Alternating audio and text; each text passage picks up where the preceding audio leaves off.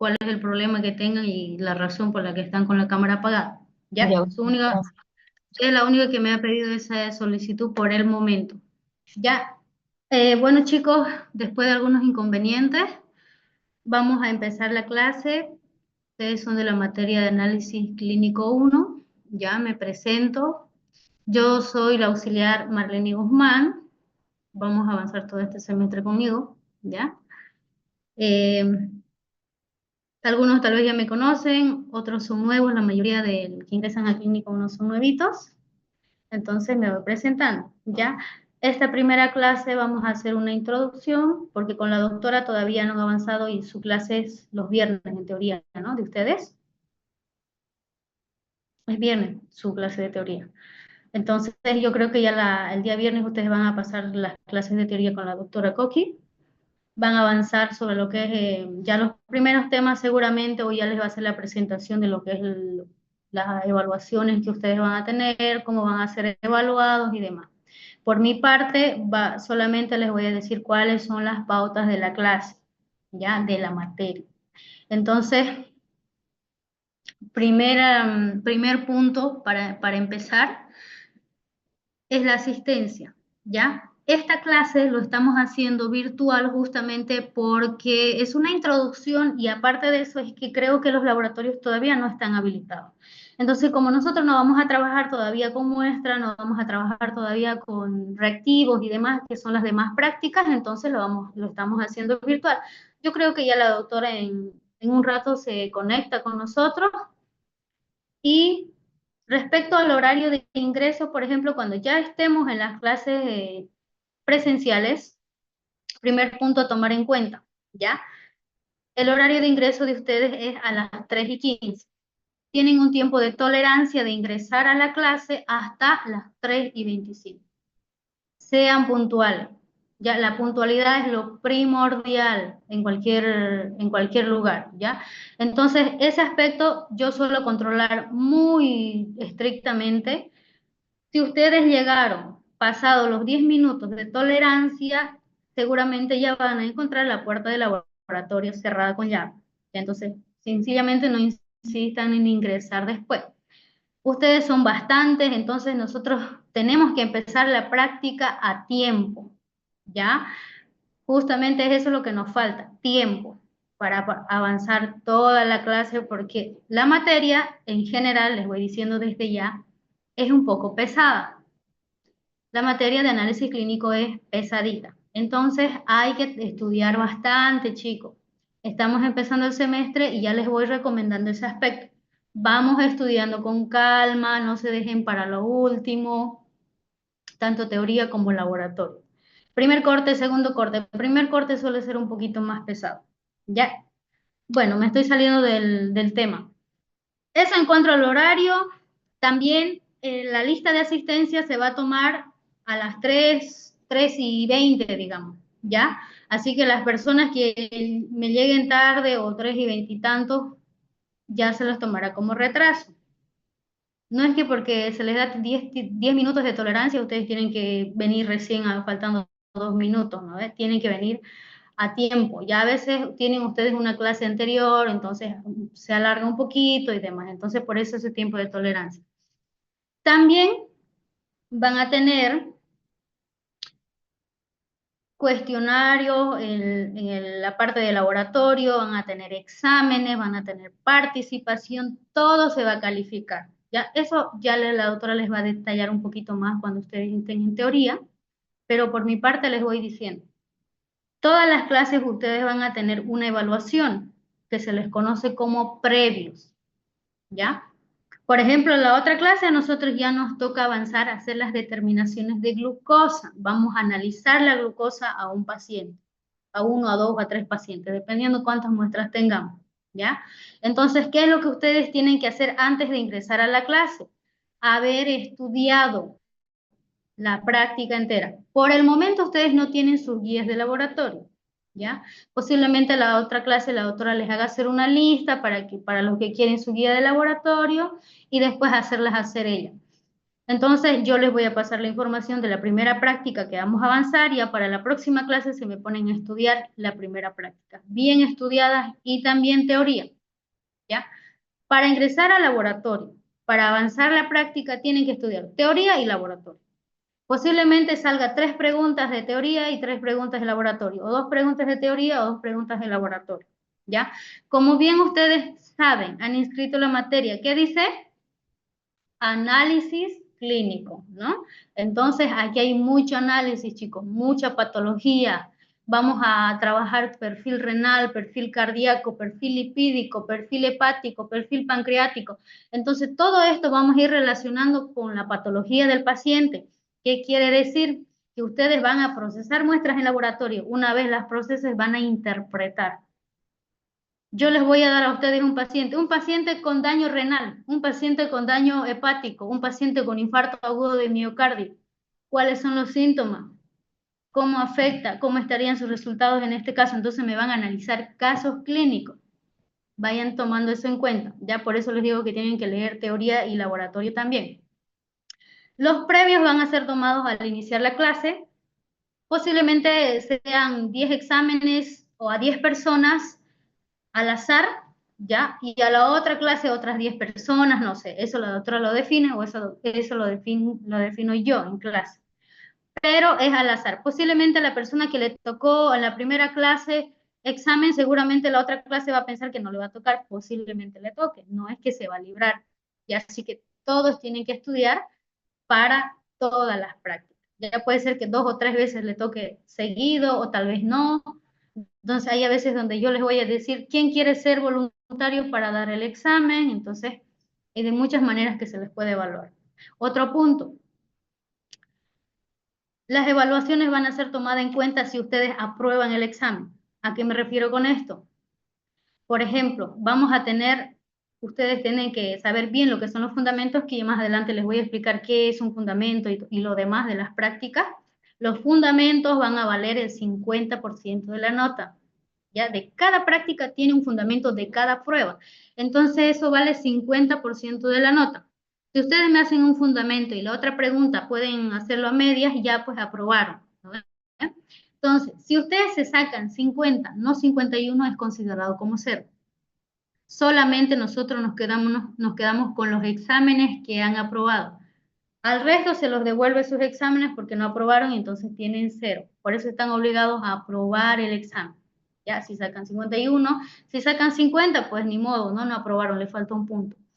Ya si sacan 60, 70, 100, perfecto. Los exámenes de laboratorio, por ejemplo, en los parciales, son 50% laboratorio. Perdón, 50% de fundamento. Siempre les digo eso. Ustedes con tiempito vayan estudiando bien los fundamentos, les aseguro que 50% de su examen de laboratorio ya va a estar resuelto. Siempre les pregunta fundamentos la doctora. De ahí entran lo que son los casos clínicos, los cálculos y demás. Eso respecto a las evaluaciones. Otro aspecto, lo que es la bioseguridad. Ya igual calificar bioseguridad. Si ustedes no cumplen con bioseguridad en las clases, pierden nota. Creo que es un punto o 2 puntos ponderados. Si no cumplen bioseguridad, van a perder esa nota. ¿Ya? Por culpa de uno, pueden quedar afectados todos. Entonces, ¿ustedes qué grupo son? Grupo A1. Se me organizan bien, trabajan bien, ingresan al laboratorio. De laboratorio para afuera, ustedes pueden charlar con el amigo, pueden chismear, etcétera, lo que sea. Ingresan al laboratorio en su horario de clase, solamente se dedican a hacer la práctica. Ahí está su muestra, ahí están los reactivos, ahí está el procedimiento, estudiaron, se me ponen a trabajar, no hay de que esté charlando, riendo con el compañero, nada. Si ustedes hacen eso, van a ser evaluados por comportamiento, obviamente también se va a calificar. Entonces, desde ya les voy diciendo, porque al finalizar el semestre, la mayoría termina con notas bajas, ¿por qué? Por un tal motivo de que no se comportó bien, no cumplió bioseguridad y demás. ¿Ya?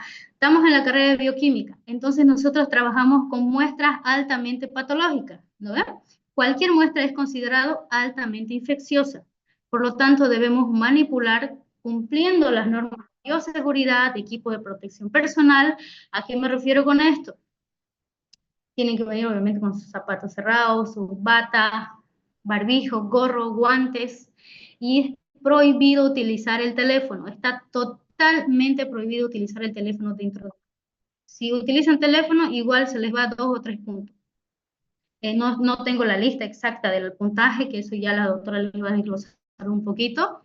Entonces, ese aspecto también, ya, el barbijo se coloca hasta acá, no aquí abajo. Ya no los quiero ver con el barbijo acá y con el pelo así y por acá colocado el gorro. Entonces se lo colocan de la manera correcta. Todas estas advertencias que les estoy haciendo pierden puntaje. ¿Ya? Es fácil perder puntaje a veces por un descuido, ¿ok? Entonces, ese aspecto, este semestre vamos a avanzar con suero, que quiere decir que la muestra que vamos a ocupar son sueros. Ya, eso respecto a lo que son las reglas de la clase, se puede decir. Y otro aspecto también, no estén molestando a la doctora. Ya, porque al finalizar el semestre le bombardean el teléfono. Tenemos un grupo de WhatsApp. Entonces ustedes siéntense en la libertad de poder preguntar lo que sea, cualquier duda que tengan. Auxiliar, no entiendo esta parte. Explíqueme, no entiendo esta otra parte. Puede escribir en el grupo, puede escribirme a mi privado, como ustedes gusten. Pero en el grupo ustedes cualquier duda que tengan pueden escribir. Para eso está hecho el grupo. Ahí también está la doctora. ¿Ya? Si ustedes me ven ahí por ahí caminando y tienen alguna duda y quieren preguntarme, yo con toda la predisposición del mundo les voy a responder cualquier pregunta. ¿Ya? Pero dentro del laboratorio se me comporta. Solo eso les pido, chicos. A mí no me gusta la bulla, tampoco a la doctora le gusta que estén en chacotería. ¿Ya? Porque es muy fácil hacer chacota en los laboratorios y más cuando son una cantidad altísima de estudiantes. Y casi siempre ustedes son hartísimos en Clínico 1. Ya, entonces esta clase, ya con eso, si tienen alguna duda me dicen, voy a revisar y voy a tomar asistencia. Ya todas las personas que estén con cámara prendida son considerados como asistentes. Personas que no están con cámara prendida, no, a excepción de su compañera que me solicitó que no podía estar con la cámara prendida. Ya. Entonces ya con eso tenemos la lista. Vamos a empezar con el avance de hoy. Vamos a avanzar un poquito lo que es introducción, ¿ya? En análisis clínico 1 nosotros hacemos, no sé si ustedes han escuchado tal vez o se han hecho pruebas, ¿alguna vez se han hecho un colesterol, un triglicérido, o su papá, su mamá? Una glucosa, tal vez le han hecho al papá, a la mamá, a la abuelita, ¿no? A ver, Sí, respóndame, chicos. sí, auxiliar. Siempre les hacen pruebas de glucosa o a veces le piden colesterol y demás. Son pruebas de rutina, son las que hacen. Entonces nosotros eso es lo que vamos a hacer. Desde glucosa vamos a determinar glucosa, hemoglobina glicosilada, urea, creatinina, proteínas totales, albúmina, ¿qué más? Fósforo, calcio, magnesio, perfil lipídico, que el perfil lipídico entra en 5 pruebas, bilirrubina para evaluar función hepática o daño hepático, histericia. Van a avanzar también las enzimas cardíacas, que son bastantes enzimas. Entonces, todo eso en el transcurso del semestre lo vamos a avanzar. Nosotros dividimos en 2 partes, una parte que es la parte colorimétrica y otra la parte cinética, ¿ya? Las primeras prácticas van a ser colorimétricas. Todas las reacciones que ustedes van a hacer en los tubitos van a tener un color. Después que lleven al baño María, va a tener un color ese tubito. Ese va a ser el objetivo de nuestra clase para leer en el espectrofotómetro y después hacemos el cálculo y decimos, fulanito, o por ejemplo su compañera, a ver a quién puedo mencionar, Palenque Erika, digamos, Palenque Erika resulta que tiene una glucosa de 90 miligramos de cilitro, digamos así. Vamos a procesar muestras, seguramente ustedes, sino de otros pacientes que nosotros los auxiliares llevamos al laboratorio las muestras. Ya, ahorita les voy a compartir pantalla para que vamos avanzando rápido.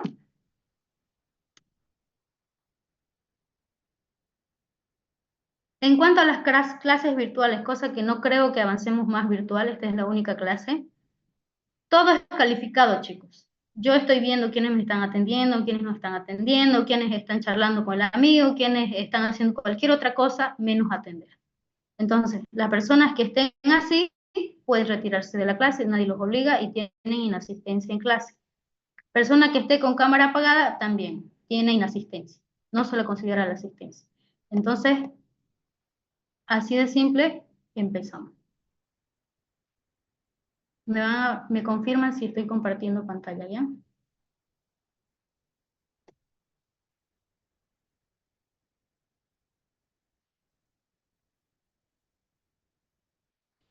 ¿Se ve lo que estoy compartiendo? Está cargando. Acá. Ya.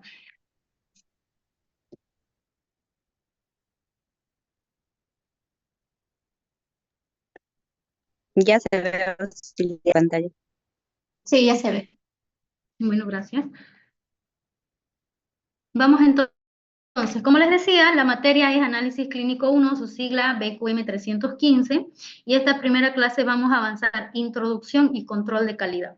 Ya vamos a hablar un poquito sobre qué son las reacciones colorimétricas, la importancia del control de calidad que se debe hacer en los laboratorios, obligatorio hacer control de calidad siempre que trabajemos en un laboratorio para validar nuestros resultados que vamos a procesar día a día, ¿ya? Estas son las recomendaciones que ya les di. Puntualidad, estudiar previo a la práctica que les dije, equipo de protección personal, el uso de gradillas, por ejemplo, es importante que ustedes sepan utilizar los materiales correctamente, limpieza. Por ejemplo, cuando ustedes van a presentar sus cuestionarios, porque van a presentar sus cuestionarios cada clase, ¿ya? Ustedes lo van a arrancar y presentan cada clase. Lo hacen sus cuestionarios en su casa, lo arrancan en su casa su cuestionario, me lo engrampan y al ingresar a la clase presentan su cuestionario. Ingresa, deja su cuestionario, va a su asiento. Ingresa, deja su cuestionario, va a su asiento. No los quiero ver estar arrancando sus cuestionarios afuera del laboratorio. Yo no voy a recibir a ninguno si hacen eso, porque están ensuciando las aulas ahí o el pasillo, etc. Entonces tampoco hagan eso. Ya la doctora, si no, no les va a aceptar esos cuestionarios. No les acepta cuestionarios si ustedes no lo han engrampado, se lo han pegado con isocola, con carpicola y demás. Tiene que estar engrampado. Y lo engrampan una noche antes, en la mañanita, no sé, en su casa. Pero no ni en la clase ni afuera del laboratorio. Para que se eviten de no estar calificando un cuestionario o pierdan esa nota. Entonces, aquí vamos a hacer como un pantallazo de lo que es colorimetría. ¿Ven qué reacciones tan bonitas aquí? Así es lo que vamos a ver nosotros en todo el semestre, ¿ya? Cada clase ustedes van a ver un tipo de reacción. Por ejemplo, la primera clase que vamos a avanzar va a ser glucosa. La glucosa tiene un colorcito, o la reacción final de glucosa es este color, un rosadito. Ya su tubito de hémolisis después que lleven al baño María, así de este color se va a hacer, un rosadito. Mientras más glucosa haya de ese paciente ahí en esa muestra, seguramente más rosado será, ¿ya? Lo mismo acá también, por ejemplo, este color de acá, el verdecito es característico de la urea. Aquí tenemos un violeta, un lila, por ejemplo, eso puede ser en calcio, proteínas totales tal vez, ¿no? Ese color es el que se da producto de la reacción final. Ya, aquí podemos mencionar también la albúmina, que es un color más o menos verde, un color cereza eh, en cuanto a los lípidos, un color rosadito también cuando hacemos la reacción de magnesio. Entonces, así van a observar ustedes durante todo el semestre, tubitos con estos colores. Y eso es lo que nosotros vamos a medir en el equipo que tenemos, que es el espectrofotómetro. Medimos eso, el espectrofotómetro nos arroja unos datos y calculamos. Ya de los cálculos vamos a ir aprendiendo de a poco.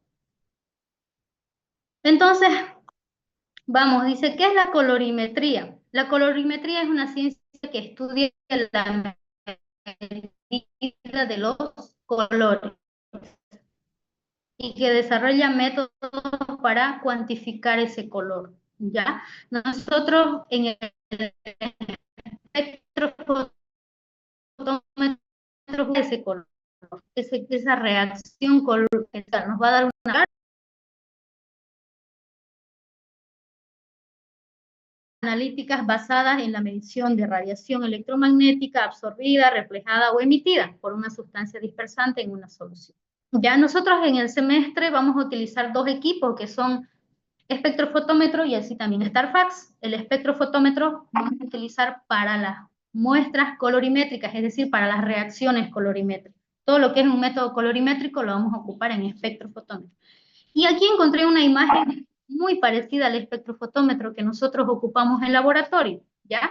Esto ustedes tienen que saber manejarlo. La primera clase yo les voy a enseñar cómo se maneja este equipo que es el espectrofotómetro, y luego ya las próximas clases ustedes los van a hacer solos, porque tienen que aprender en la primera, segunda clase, porque yo voy a ir evaluando después en el transcurso del semestre cómo van aprendiendo el manejo de este equipo. Y el StarFax, que es un equipo un poquito más pequeño, que esto lo utilizamos para hacer las reacciones cinéticas, ¿ya? Las reacciones cinéticas no tienen color. Es cristalino, el agua es incoloro, es como agua la reacción que se da.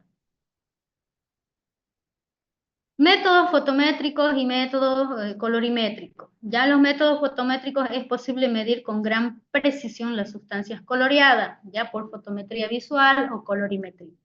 La colorimetría generalmente consiste en la comparación visual del color de la solución. O sea, ¿a qué me refiero a esto? Cuando vamos a tener ese tubito de hemólisis ya coloreado, cuando coloquemos muestra y reactivo, ¿ya? Y medimos en el equipo que sería el espectrofotómetro. Por ejemplo, aquí les voy a hacer como una explicación más o menos de cómo se podría dar. Por ejemplo, aquí tenemos un tubito. Pongámosle que es una cubeta de lectura del espectrofotómetro, porque está cuadradito. ¿Ya? Esta es una cubeta. Pongámosle el ejemplo de glucosa. Aquí estamos procesando glucosa del paciente. Estos puntitos rojitos son la glucosa. Vamos imaginándonos, ¿ya? Eso es la glucosa que está disuelto en ese reactivo, ¿ya? En el reactivo de glucosa.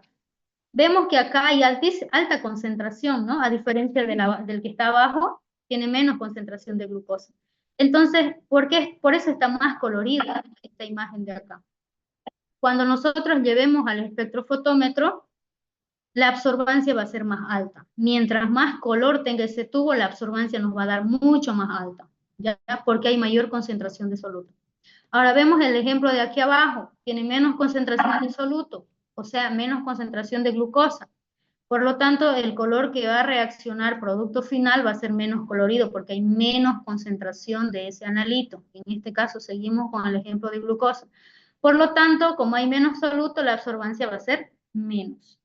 Mientras menos colorido esté, es porque hay menos concentración de ese analito allí en la muestra, ¿ya? Por lo tanto, la absorbancia va a ser mucho más baja, a diferencia de las que tienen concentraciones altas. Esto vamos asociando con la ley de Lambert y Beer. Esto ustedes lo llevan en la materia de análisis instrumental, esta ley. Entonces, ¿qué dice esta ley? Establece una proporción lineal entre la magnitud de la absorción y la concentración de sustancias absorbentes. ¿Qué quiere decir? Que la mayoría de las reacciones que nosotros vamos a hacer, el 99%, es directamente proporcional. ¿Qué quiere decir esto? Que a mayor color, mayor absorbancia va a tener esa muestra, por lo tanto, mayor concentración, es decir, más alta va a ser el resultado del paciente. Menor concentración de ese analito y el resultado del paciente va a ser menos seguramente. Entonces, eso tiene que ser directamente proporcional. Por eso es que aquí en la gráfica está de una forma creciente. A ver, los que están con ese audio encendido, por favor, apaguen. Joel Navarro, apague su micrófono. Entonces, eso respecto a... Estos son conceptos generales, ¿ya? Obtención de factores. Cuando estemos procesando cada muestra durante todo el semestre, nosotros vamos a hacer cálculos de cada analito. Ustedes, analitos que trabajen, tienen que calcular. Hacer cálculos, cálculos y cálculos. Luego de eso van a hacer análisis, que quiere decir analizar ese resultado de su paciente, cómo está. Yo a ustedes les voy a dar un paciente enfermo y ustedes me van a hacer el análisis, las pruebas que se le debe hacer a ese paciente y el porqué de esas pruebas que le están haciendo. Entonces, aquí, obtención de factores. Nosotros durante todo el semestre utilizamos esto, los factores para hacer el cálculo final del paciente. Ya más adelante les voy a explicar cómo se hace y cómo se asocia a lo que es el resultado del paciente. Entonces, ¿qué es lo que nosotros hacemos? Ya procesamos los metabolitos, puede ser glucosa, puede ser urea, puede ser creatinina. Tenemos la muestra del paciente, ¿ya? ¿Cuál sería la muestra del paciente? ¿Con qué tipo de muestra les dije que vamos a trabajar? Suero. Suero. Entonces, esa va a ser nuestra muestra. En este caso vamos a hacer la determinación de glucosa, ¿no? Entonces dice, paso número 3 prácticamente sería colocar el suero más el reactivo de glucosa. Mezclamos los dos, incubamos, llevamos a baño María, dependiendo qué nos diga el método, si son 5 minutos, si son 10 minutos, si son 15 minutos, etc. Luego de eso, hacemos la lectura. La lectura se hace en espectrofotómetro, este equipo que les acabo de mostrar anteriormente, en eso se hace la lectura. Ahí nos arrojan absorbancias, que son 2 datos. Vamos a tener absorbancias del paciente y absorbancias del estándar. Ya el estándar es una concentración conocida de cada prueba que vamos haciendo. La glucosa va a tener una concentración estándar. ¿Ya qué quiere decir? Que va a ser como una muestrita que tenga ya una concentración conocida. Lo mismo para las otras pruebas, hemoglobina glicosilada, urea, proteínas y demás. Entonces, también tenemos que procesar un tubito estándar, porque necesitamos esos datos justamente para calcular el factor. Y por último, vamos a obtener la concentración de glucosa, es decir, el resultado final del paciente, que en este caso estamos haciendo glucosa. ¿Ya? Entonces, como les iba diciendo, nosotros vamos a procesar 3 tubos. 3 tubos. Un blanco, ustedes van a marcar en sus 3 tubos blanco, estándar y paciente. ¿Ya? El tubo blanco solamente contiene el reactivo de trabajo, solamente tiene reactivo. El tubo estándar tiene reactivo más una sustancia conocida, es decir, el estándar. Ya es como ustedes, como si fuera una muestra, lo van a trabajar. Pero a diferencia de la muestra del paciente, ese estándar lo conozco la concentración. De la glucosa, por ejemplo, es 100 miligramos de cilitro. Ustedes ya lo van a conocer. De cada estándar lo conocen la concentración. Para eso vienen en unos frasquitos la concentración estándar o el estándar junto con su dato. ¿Ya? Ustedes, su obligación es revisar qué concentración tiene. De ahí tienen que sacar ese dato. Otro tubo paciente pues va a tener tanto reactivo como la muestra, que en este caso suero. ¿Para qué nos sirve el tubo blanco? Ese tubo de aquí que solo tiene reactivo. Entonces nos sirve para llevar el equipo a 100 de transmitancia y 0 de absorbancia. En pocas palabras, para cebar el equipo o llevarlo a 0, ¿ya? A este equipo nos referimos al espectrofotómetro. Por eso siempre el tubito blanco tiene que ir de primero, ¿ya? El segundo va a ser el estándar y tercero va a ser el paciente. Entonces, de esa manera debemos colocarlo. Necesitamos llevar el equipo a 0% de absorbancia para empezar a procesar tanto la muestra estándar como la muestra del paciente, ¿ya? El tubo estándar, como les decía, sirve para calcular el factor, ¿ya? Más adelante vamos a ver un ejemplo del cálculo del factor. Igual la próxima clase vamos a volver aquí a calcular el factor en la pizarra. Ustedes van a calcular porque también se va a evaluar asistencia o a participación en pizarra. ¿Cómo debemos obtener el factor? Esta es la fórmula, prácticamente una fórmula general para la mayoría de las pruebas colorimétricas. El factor siempre va a ser concentración estándar. Por ejemplo, de glucosa, habíamos dicho ¿cuánto? ¿Cuánto dije? A ver si me están atendiendo. Voy a ir anotando a las personas que me respondan bien. ¿Cuánto era la concentración de glucosa que les había mencionado anteriormente? 100 oxígeno. 99. ¿Quién?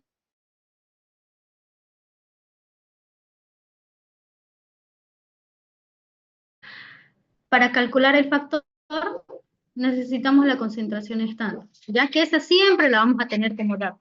Pero obviamente para su examen ustedes tienen que saberlo de memoria. Entonces va a ser dividido entre la absorbancia de ese estándar, de ese tubito que vamos a procesar como estándar, nos va a dar una absorbancia. Supongamos los datos que nos dan son 0,400, 0,450, 0,300 y pico, digamos, dependiendo del analítico que estemos trabajando, ¿ya? Más adelante vamos a hacer un ejemplo. Para poder hallar la concentración del metabolito, en este caso estamos hablando de glucosa en el paciente, ¿ya? El primer paso es obtener el factor. Y obviamente aquí vamos a tener factores aceptables para cada prueba. Si a ustedes les sale un factor muy alto es porque algo están haciendo mal. Si el factor les sale muy bajo, porque algo están haciendo mal. Entonces el factor tiene que estar dentro de lo aceptable. Ya, esto vamos a reforzar ya con cálculo y después, terminando nuevamente, vamos a calcular factores y hacer ese tipo de ejemplos. ¿Ya? Entonces, aquí tenemos concentración del estándar, que ya lo acabamos de explicar. Los valores de referencia es importante que ustedes sepan los valores de referencia de cada metabolito, de cuántos metabolitos vamos a trabajar, aproximadamente 23. Entonces, de todos estos metabolitos, ustedes tienen que saber los valores de referencia. En suero y en orina. Importante eso, porque también entra en su examen de teoría. Cuáles son los valores de referencia en orina, cuáles son los valores de referencia en suero y demás. Linealidad. También tenemos que tomar muy en cuenta lo que es la linealidad, ¿ya? Porque ustedes, alguna muestra tal vez va a tener altísima concentración de glucosa, por ejemplo. Un paciente diabético va a tener concentraciones altísimas de glucosa, ¿ya? Un paciente normal tiene entre 70 a 99 miligramos de decilitro de glucosa, pero los pacientes diabéticos van a tener altísimo, dependiendo de qué tan grave esté. Por ejemplo, pueden tener desde 200, 300 hasta 500, 500 y pico o más, ¿no? Entonces, la linealidad nos ayuda para qué, para poder, si hay necesidad de diluir o no la muestra, ¿ya? Si sobrepasa la linealidad, es un dato que para cada prueba nos da. Por ejemplo, en la glucosa, la linealidad es hasta 500 miligramos de decilitro. ¿Qué quiere decir? Que si del paciente, digamos de su compañera Padilla Guzmán, resulta que tiene su glucosa de 520, ¿ya? O dependiendo, si utilizamos de 500 la linealidad o 400, porque hay diferentes marcas que utilizan uno 500, otro 400. Supongamos de 400. Sobrepasa un paciente, tiene resultado de 420, hay que diluir la muestra porque ya sobrepasó la linealidad. Ya nunca, desde ya les digo, no confundan linealidad con el factor. Nunca, nunca, nunca, nunca confundan eso. ¿Ya? Entonces, cuando pasa la linealidad, nosotros tenemos que diluir la muestra. ¿Qué quiere decir? Que vamos a tener que colocar solución fisiológica con un poquito de suero y mezclar, dependiendo si hacemos dilución 1 en 2, 1 en 3, 1 en 4, 1 en 5. Vamos a hacer, supongamos, una dilución 1 en 2, cuando el resultado del paciente esté próximo a la linealidad. ¿Qué quiere decir? Si la linealidad es hasta 400 y a nosotros nos salió 405, entonces le hacemos una dilución 1 en 2 al paciente. Pero si el paciente tiene 500 de glucosa, está muy alejado de la linealidad, es decir, que está muy alejado de 400. Por lo tanto, tenemos que diluirlo más. ¿Qué quiere decir? Lo tengo que colocar más solución fisiológica. Para eso hago una dilución 1 en 3, 1 en 4. Entonces vamos diluyendo más. Y el fundamento, donde la mayoría le da flojera estudiar, es el fundamento. Y es lo primero que entra al examen, ¿ya? Entonces tengo que saber el fundamento de cada prueba, ¿ya? ¿Qué es lo que está pasando con la muestra cuando lo coloco en contacto el reactivo y lo llevo a baño María? ¿Qué pasa en ese tiempo? ¿Qué está pasando? ¿Qué reacción se está dando? ¿Por qué se está formando ese color? Tengo que entender bien esa parte. Eso es el fundamento. Ya, aquí vamos a colocar un ejemplo que ya al finalizar vamos a hacer otro cálculo aparte en una hoja Word, vamos a hacer sobre esta determinación. Entonces, estos son los datos que nosotros vamos a tener. Ya siempre tienen que tener en cuenta estos datos. Por ejemplo, absorbancia del estándar. Vamos a procesar un tubo de estándar y nos va a dar en el espectrofotómetro este dato de acá. Cuál puede ser un 0,300, un 0,320, etcétera, dependiendo, ¿no? Si es más colorido me va a dar más alto. Pero la concentración estándar para glucosa nos debería dar más o menos entre estos, 0,300, 0,320. Si a la absorbancia nos va a salir mucho más alta, un 0,800, pues seguramente el factor va a estar bajo, es porque he procesado mal. O tal vez por equivocación, en lugar de colocarle 10 microlitros de muestra, lo he colocado 20. Entonces eso me puede alterar. No he pipeteado bien, eso me puede alterar. Entonces hay muchas causas que pueden provocar errores en los resultados. Absorbancia del paciente. Este será la absorbancia de aquel paciente que no conozco, es decir, en el suero. Me va a dar una absorbancia cualquiera. Si está más alta la glucosa, pues me va a dar la absorbancia mucho más alta. Si hay concentraciones de glucosa baja en esa muestra, pues la absorbancia va a estar más baja, un 0,150, un 0,200 y demás, dependiendo de la concentración de ese analítico que haya en la muestra. Y esta es la concentración estándar que les decía. Siempre tengo que saber eso, porque si no, no voy a poder calcular el factor. Y la linealidad, en este caso utilizamos hasta 400. Ya en otras marcas es hasta 500, pero siempre utilizamos nosotros esta, la de acá, que es la marca Laptex. Valor de referencia de 70 a 99 miligramos decilitro. Estos puntos importantes para poder calcular, analizar o hacer un caso clínico, necesito saber estos datos. Primer paso les había dicho, calculamos el factor. Era la fórmula absorbancia del estándar en concentración del estándar entre la absorbancia del estándar. ¿Tengo ese dato acá? Sí, lo tengo. La concentración estándar lo tengo acá. Entonces esos son los datos. Entonces, ¿qué voy a hacer? Coloco en el numerador 100 y en el denominador la absorbancia que el espectrofotómetro me ha dado. 0,300. Una división y listo. Ya tengo el factor. Factores aceptables para glucosa entre 300 a 400. Es decir, si ustedes sacan un factor entre ese valor, está bien, están procesando bien, están haciendo bien su procedimiento, están pipeteando bien, etc. Entonces, si su factor les sale por encima de 400 o por debajo de 300 es porque está mal. Si su factor les sale de esa manera, ya no sirve el cálculo. Ya no sirve, ya no vale, porque está mal hecho. Tenemos el factor, luego para calcular glucosa o cualquier analítico que estemos procesando, la fórmula dice absorbancia del paciente. A ver, alguien que me diga, ¿tengo este dato de la absorbancia del paciente? Sí. Sí, Sí. ¿Cuál es la absorbancia del paciente? A ver, dígame alguien. 0,268. 0,268. Exacto, 0,268. Por el factor.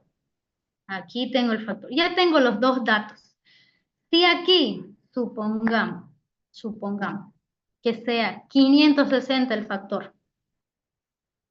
Listo, hasta ahí ya no puedo avanzar porque ya está mal, porque no está dentro de sus valores normales, o sea, dentro de los valores que son permitidos. Entonces no sirve que ustedes pasen a calcular la glucosa del paciente.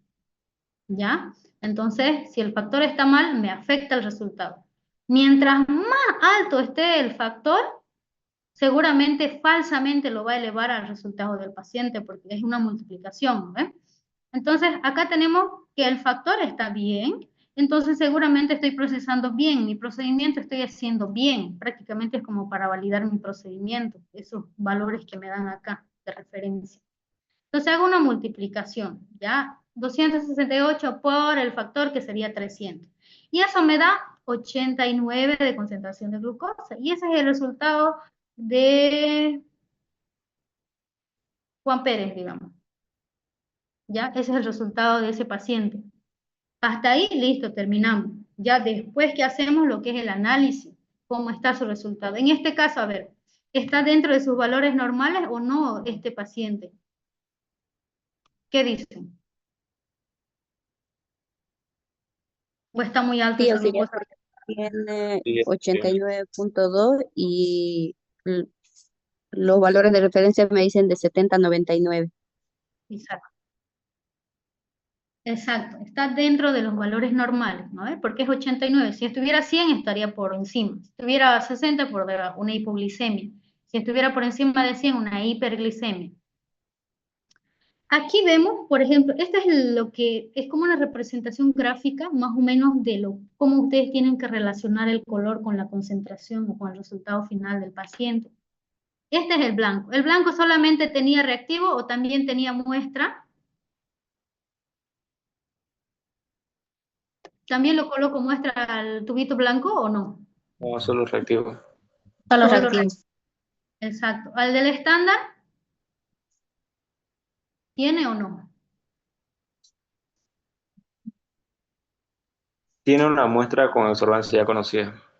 Exacto. Tiene una muestra que sería estándar o una muestra, pero que la concentración ya está conocida, la conocemos, ¿no? Y aquí dice 100. Seguimos con el ejemplo de glucosa.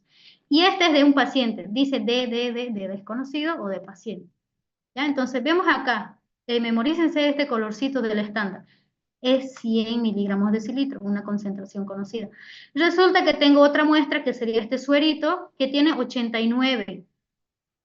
Vemos que la concentración está más baja, ¿no? Y miren el color, está más bajo. Si hacemos una comparación, por ejemplo, con el estándar.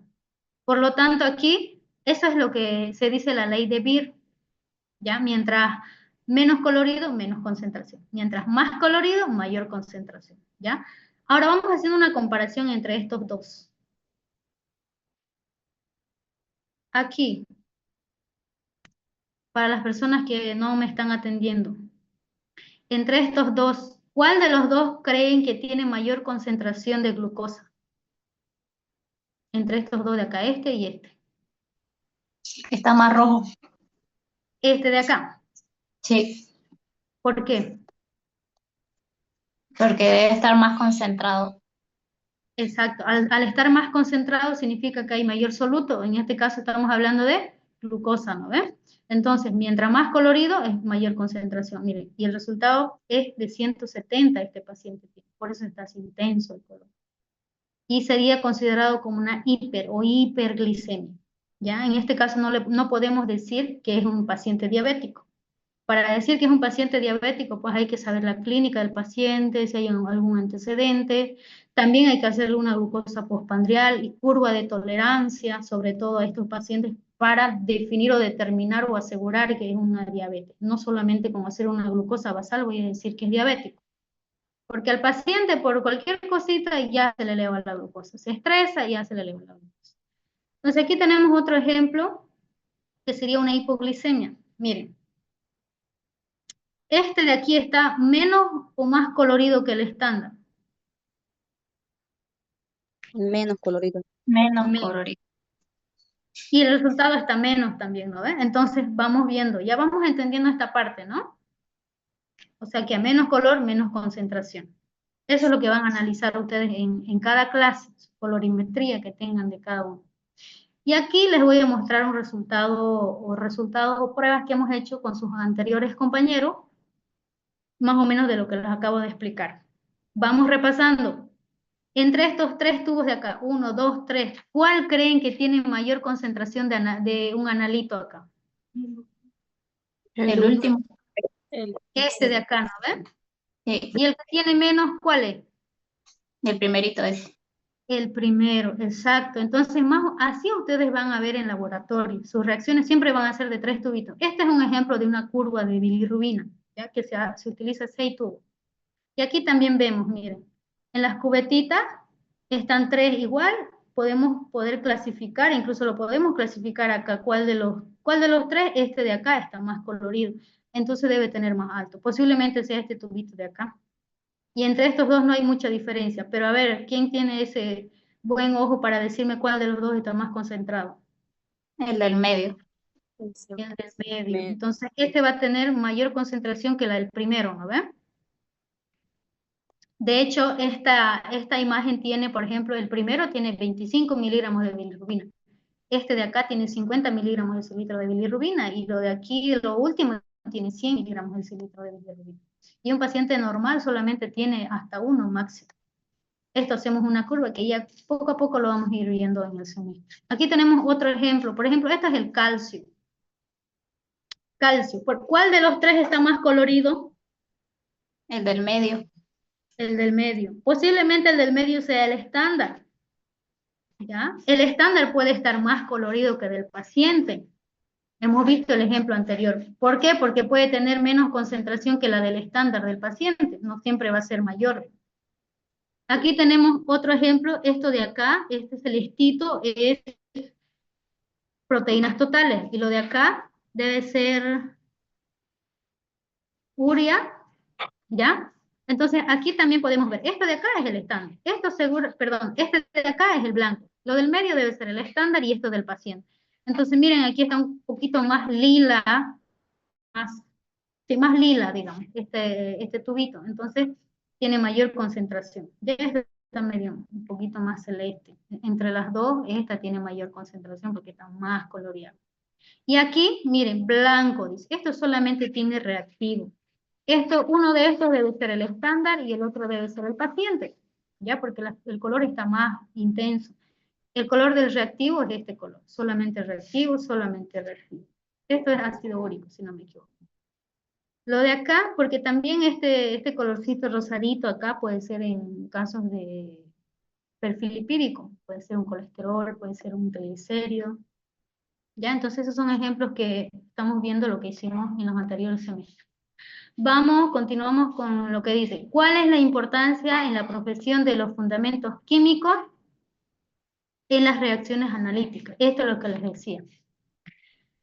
Es muy importante saber el fundamento. La autora es muy estricta con esto, súper estricta, ¿ya? Porque ya les dije, ustedes se están formando como bioquímicos, entonces tienen que saber esto, obligatoriamente.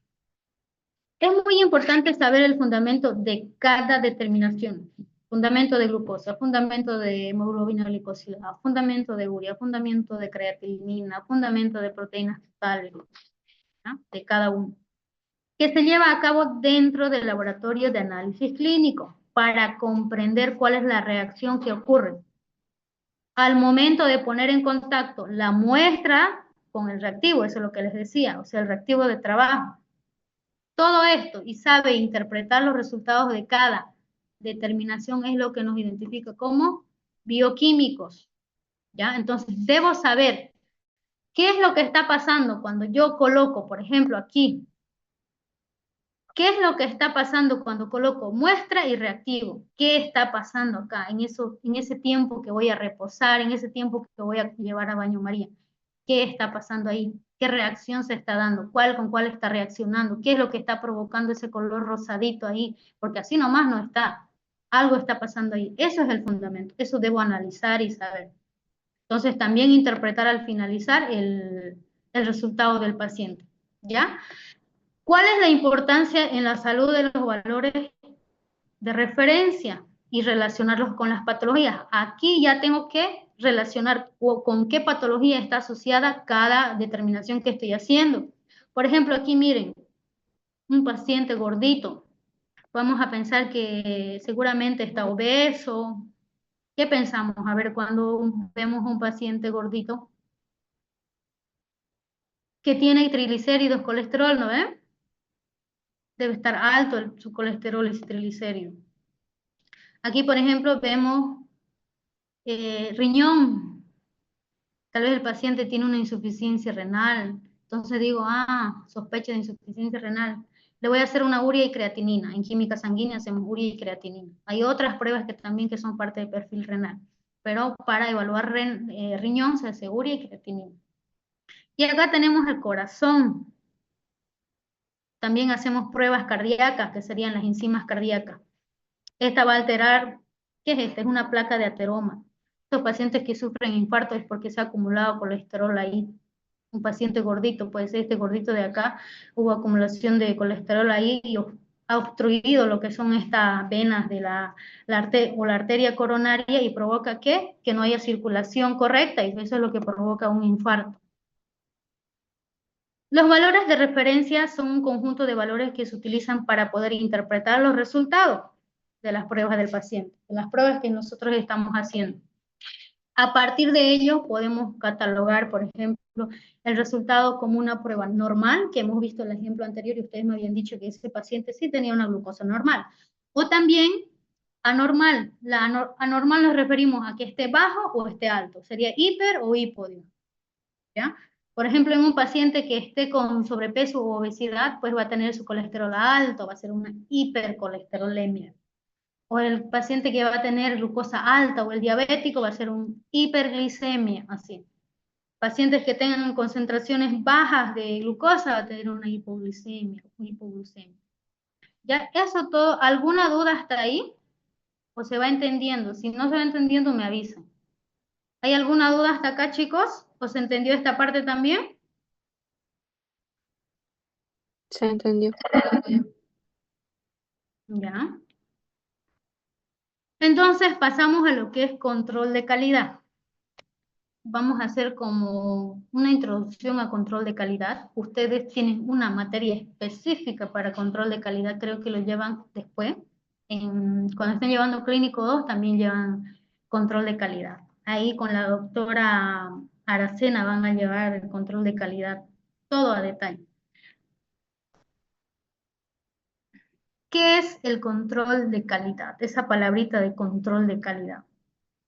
Son procesos y técnicas diseñadas para detectar los errores, ¿ya? Detectar errores que estemos cometiendo en laboratorio y con ello reducir y corregir estos errores en los exámenes de laboratorio clínico.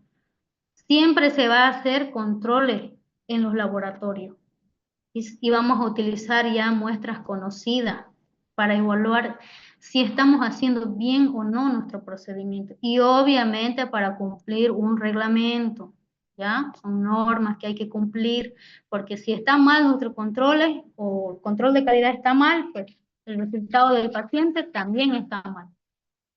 Es un sistema diseñado para incrementar la probabilidad de que cada resultado que emitimos en laboratorio, ustedes van a trabajar en un laboratorio, sea reportado, validado, es decir, que sea útil para el paciente, que esa información que ustedes van a dar al paciente, ese resultado sea útil para el paciente, también para el médico y pueda hacerle un buen tratamiento, un buen diagnóstico, un buen seguimiento, etc. Basado en nuestros resultados, es decir, en los resultados que nosotros estamos haciendo. ¿Ya? Sí, más adelante les voy a explicar cómo se hacen los controles, pero prácticamente es eso, validar nuestros resultados. Obviamente, para que ustedes digan, mi procedimiento está bien. Por ahí les puede llegar una demanda. Si ustedes no hacen un control de calidad y sus controles de calidad no están en regla, ni modo, se agarraron una demanda. Si sus controles de calidad están muy bien, entre las reglas permitidas, entre lo permitido o se cumplen, no pueden hacer nada con ustedes. O sea, están procesando bien. Sus resultados que emiten son 100% confiables porque ustedes le hacen controles de calidad a sus pruebas que están haciendo todos los días. Existen control de calidad interno y control de calidad externo. ¿Ya? El control de calidad interno se le hace todos los días en el laboratorio. Todos los días procesamos a la misma vez que están procesando sus 30, 40 muestras del paciente, también están procesando controles, ¿ya?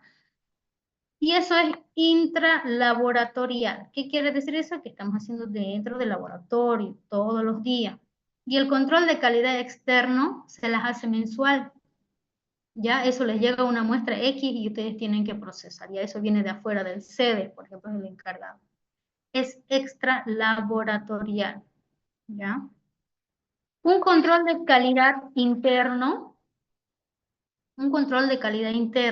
es un suero control. Ya es un suerito, puede ser de muchos pacientes, un pool de un suero que tiene una concentración conocida también, pero no vamos a confundir con un estándar. ¿Ya? Hay controles de nivel alto, hay control de nivel bajo y hay control de nivel de normal. Entonces, ustedes van a procesar los 3 controles, alto, bajo, normal. Y si han procesado un bajo, por ejemplo, tendrán un rango de referencia. Pongamos un ejemplo, un control de glucosa.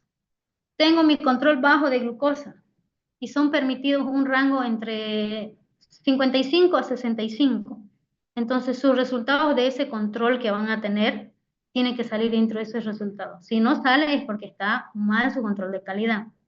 No están procesando mal, van a tener que repetir de nuevo. Esos resultados de su paciente ya no sirven porque está mal.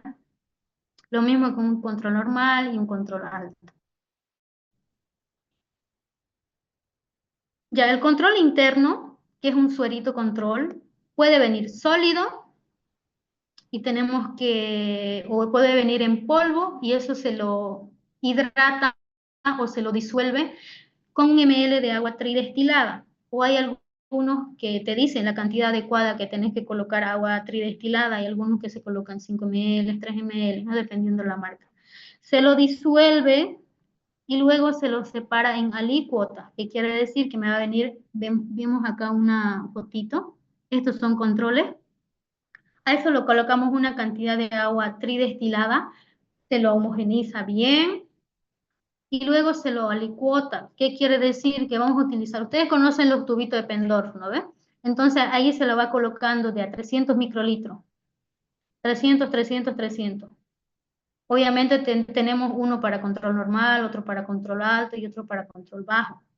Entonces vamos alicuotando en tubitos de Pendorf y eso lo llevamos a la heladera, al congelador, a la heladera, ya alicuotados, solo por parte. Entonces lo llevamos a congelar y todos los días sacan un hito, ¿ya? Un Eppendorf de control normal, otro de control alto y otro de control bajo. Y procesan normalmente, como saben procesar un paciente, como si estuvieran procesando un paciente. Todos los días sacan un normal, un alto y un bajo. Ya, o 2 o 3, dependiendo cuántas estén haciendo. Todos los días. También puede venir el líquido. Por ejemplo, en hematología a veces suele venir, dependiendo. Como les habíamos hablado anteriormente, viene nivel alto, nivel bajo, nivel normal. Como les decía, sacar del descongelador un vial normal, un vial alto y uno bajo. Y se la debe descongelar, obviamente, porque eso va a estar congelado. ¿Por qué no lo vamos a disolver, luego llevar a la heladera en el frasco entero? ¿Por qué tengo que alicuotarlo? Porque si voy congelando, descongelando, congelando, descongelando, pues eso se me va a arruinar todo ese control por estar variando temperatura. No me va a servir, por eso se les alicuota. Entonces, ¿cómo sería más o menos la secuencia de cómo debo procesar controles? Por ejemplo, el primer tubo va a ser blanco, ya el segundo será el estándar, por ejemplo, de glucosa, estándar de glucosa, luego vienen 3 pacientes, ¿ya? 3 pacientes. Después de los 3 pacientes colocamos un control normal, por ejemplo, ¿ya? Igual como si fuera un paciente, pero yo sé que es un control normal. Luego sigo procesando otros 3 pacientes. Luego coloco un control alto. Luego proceso a mis otros 3 pacientes y coloco un control bajo. Como si fuera una muestra cualquiera. Ya eso lo tengo que hacer junto con las pruebas de mi paciente. No puedo hacer mis controles pues después de terminar de procesar mis pacientes. ¿Qué tal si están mal mis controles? ¿Qué tal si salen mal mis controles? ¿Por qué? No sé, habrá falla en el equipo, los reactivos estarán vencidos, eso es lo que me está provocando que mis controles me salgan mal y las interpretaciones también. Entonces, si lo hago al finalizar, ¿qué va a pasar? Yo ya entregué los resultados del paciente, esos resultados ya estarían mal, entonces por eso se los debe hacer en conjunto. Ya esto se incuba, se lee y se calcula, como hemos hecho el ejemplo anterior. Ya leemos el estándar, leemos el control normal, el control alto y calculamos el factor para cada uno y finalmente calculamos la concentración final para cada uno. Y vamos viendo obviamente si el resultado que tenemos está dentro de sus valores de referencia para ese control o dentro de sus valores permitidos. Una vez hagamos los controles, nosotros vamos a utilizar unas gráficas de control. Aquí, por ejemplo, estos, para evaluar si se están cumpliendo o no se están cumpliendo unas reglas, si se está violando algún tipo de regla, cuando hay violación de algún tipo de regla, que vamos a avanzar un poquito más adelante, las reglas de Westgard, si hay violación de alguna de estas reglas, significa que tal vez voy a tener que revisar qué es lo que está mal, o tal vez directamente me va a decir, todo lo que ha hecho se elimina, no sirve, que serían reglas de rechazo. Entonces, nosotros graficamos todo esto, todo lo que está aquí en el eje X son los días en los que estoy procesando los controles. De lunes a viernes se controla, se hacen los controles, ¿ya? Entonces, de un mes voy a tener 20 días aquí en el eje X, 20 días, día 1, día 2, día 3, día 19, día 20. Y en el eje de Y, aquí, va a estar las concentraciones de cada prueba que ustedes estén haciendo, de cada control. Primer día, ¿cuánto les salió? Segundo día, ¿cuánto les salió? Tercer día y así. Y van haciendo esta gráfica. Y luego de eso vamos interpretando. Si hay violación de alguna regla, en un día de acá hay una regla que ha sido violada, no sé, en el día 11, digamos. Entonces, ¿qué significa esa regla? Un problema aleatorio, sistemático, un error sistemático, un error aleatorio. Entonces, el método gráfico es para visualizar las reglas de control, como les decía, que serían las reglas de Westgard, y evaluar si un procedimiento de medición está dentro o fuera de control, ¿ya? Para evaluar todo lo que estamos haciendo ese día tenemos que graficarlo, tener esta gráfica para interpretar. Los resultados de los controles se grafican en función del tiempo y número de corridas. Y generalmente se dibujan líneas de punta a punta o punto por punto para observar tendencias, desplazamientos sistemáticos y errores aleatorios. Por ejemplo, aquí, esto. Todos los días vamos graficando. Esto es lo que ustedes van a hacer en su primer cuestionario, de este tipo de gráfica. Van a construir este gráfico y luego graficar los resultados, colocar los resultados de cada uno. Y esto también, cuando entren a control de calidad, creo que esto es prácticamente el 60 o el 70% de su nota de control de calidad, si no estoy equivocado. Así que tienen que aprender muchísimo esto. Este gráfico de acá se llama gráfico de Levy-Jennings, ¿ya? Que sirve para estudiar estadísticamente los controles de calidad, como les iba diciendo. Aquí tenemos otro ejemplo. Este es un control normal, así bonito se ve este control. No tiene que salir de las desviaciones estándar, 1, 2, 3. Por ejemplo, vamos a tener, para construir esta gráfica que ven ustedes así, tienen que hacer un procedimiento largo. ¿Ustedes se acuerdan de bioestadística de segundo semestre?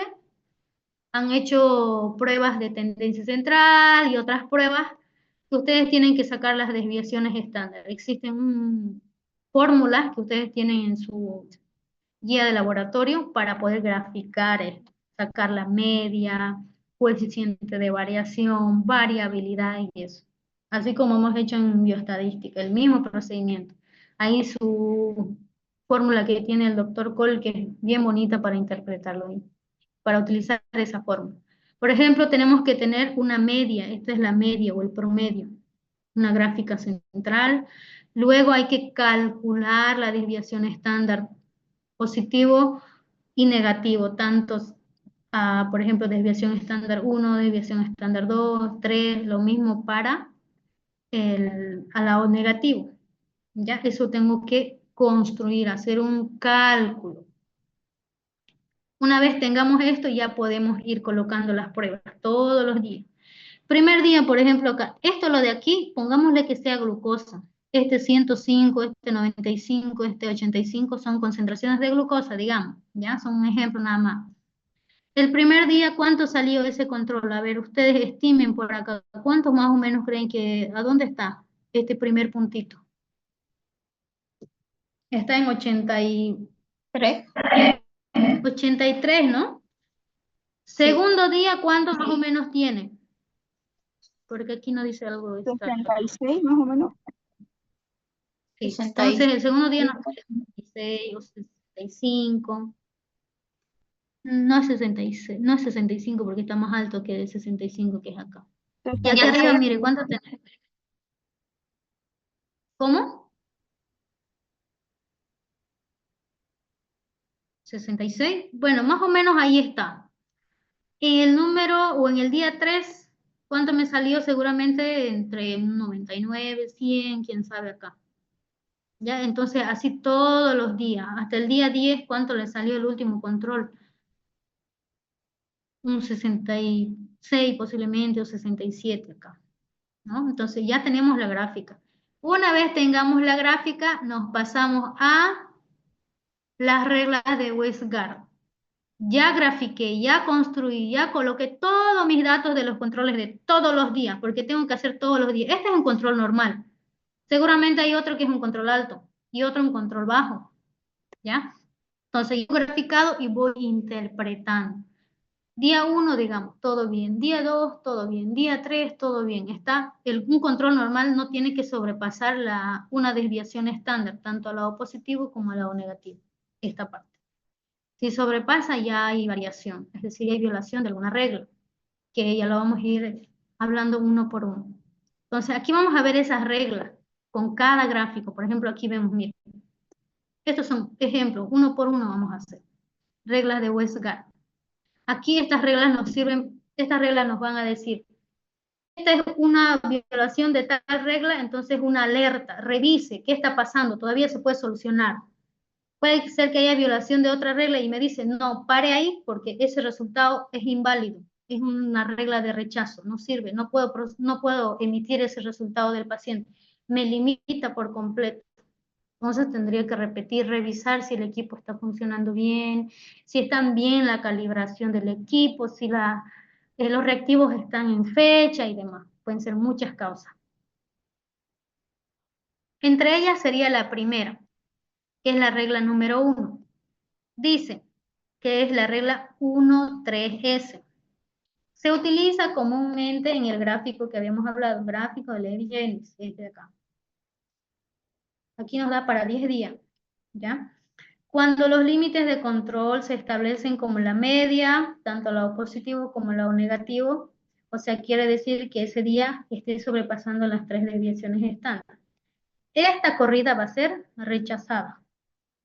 Que quiere decir que todo lo que estoy haciendo ese día tiene que ser rechazado. No puedo emitir ese valor, ¿ya?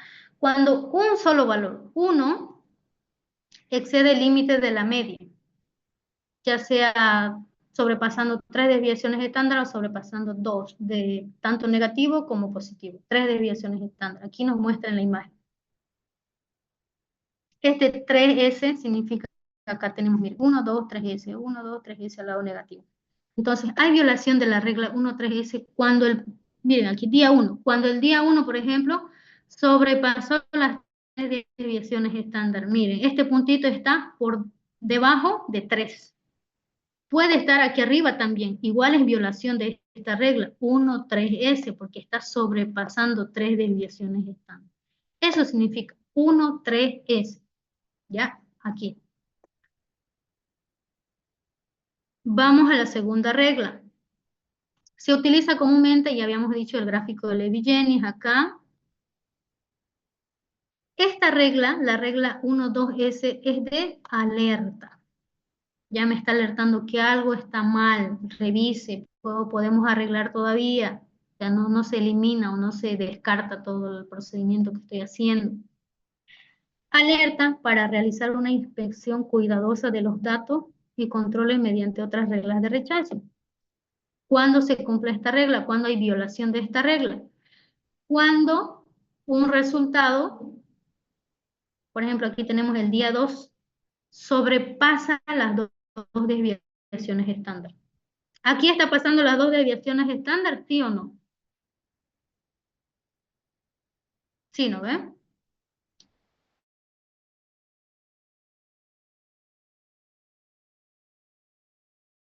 La regla número 2, que sería la 1-2S.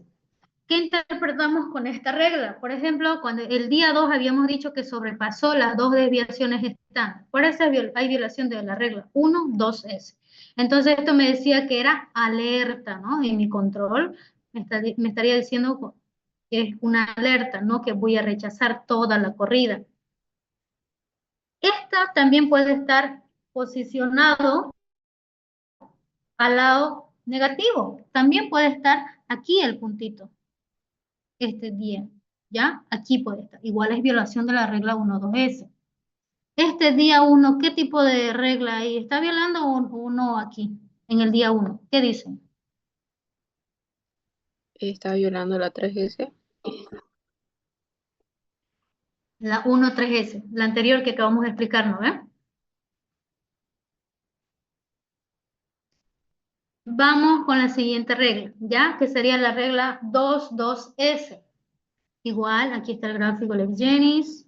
Y dice, esta regla, o va a haber violación de esta regla cuando 2 puntos, es decir, de 2 días, 2 controles, un control del día 1 y otro control del día 2 sobrepasen las 2 desviaciones estándar.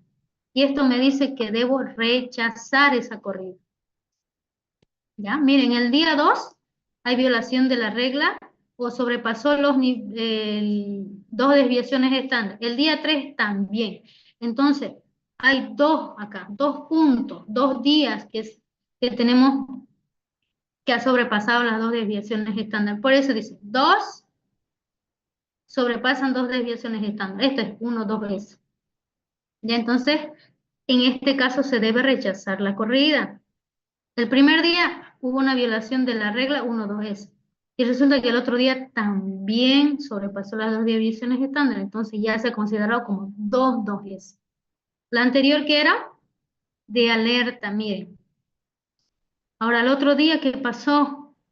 Al otro día también superó las 2 desviaciones estándar. Entonces se convirtió en violación de una regla 22S. Seguro, capaz y acá el primer día no lo han solucionado el problema, no lo han visto esa alerta, no lo han tomado en cuenta.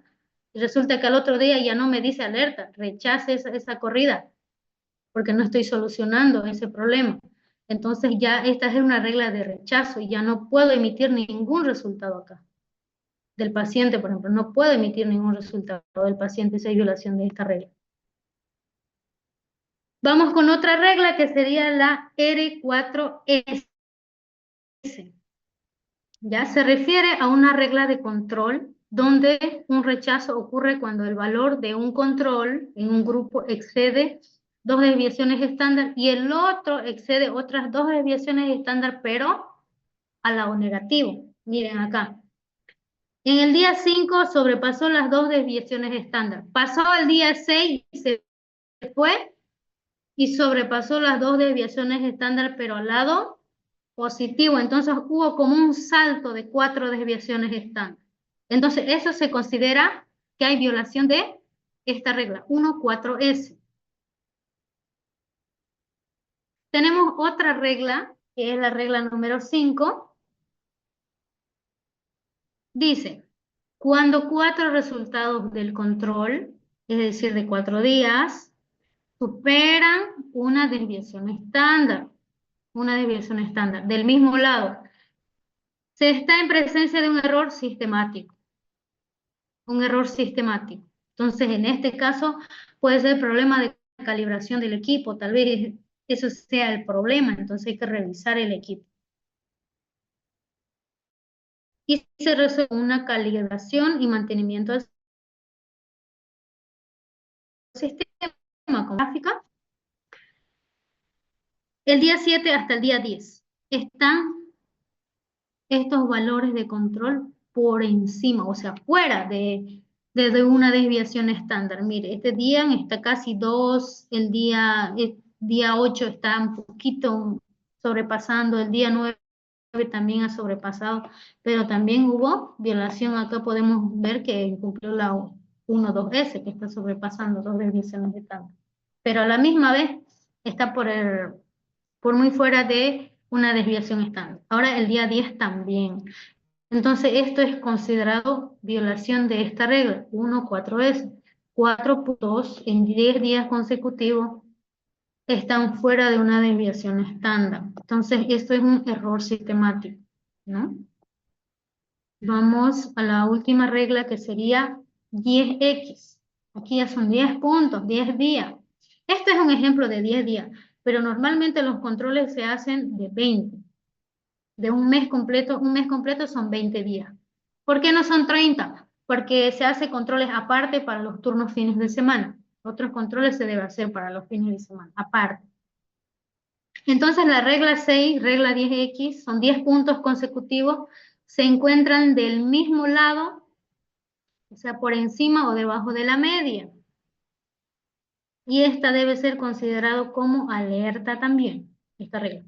Entonces aquí vamos viendo que los 10 días están de un lado de la media. Todos están de un lado de la media, los 10 días.